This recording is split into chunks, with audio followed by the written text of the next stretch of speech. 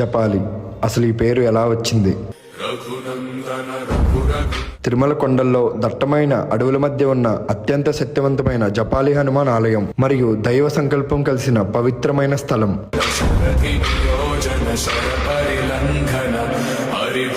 ఇక్కడ జపాలి మహర్షి గొప్ప తపస్సు చేశారు. ఆ తపస్సు మెచ్చి హనుమాన్ ఇక్కడ స్వయంగా వెలిశారు. అందుకే ఈ తీర్థానికి జపాలి అని పేరు వచ్చింది.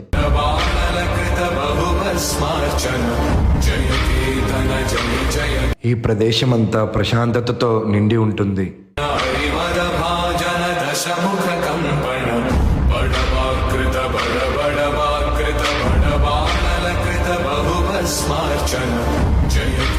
ఇక్కడ స్నానం చేసి స్వామిని దర్శిస్తే చాలా మంచిదని మరియు ఈ పవిత్ర జలాన్ని తీర్థంగా స్వీకరించడం ఎంతో మంచిదని నమ్మకం. ఈ ఆలయ దర్శన సమయాలు morning 7 to 1 PM, afternoon 2 to 7 PM.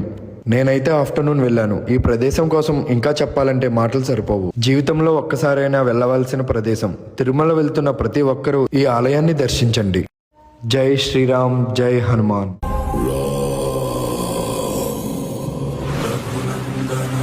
Raghunandana రఘువర సేవన Raghupathi ఛాయన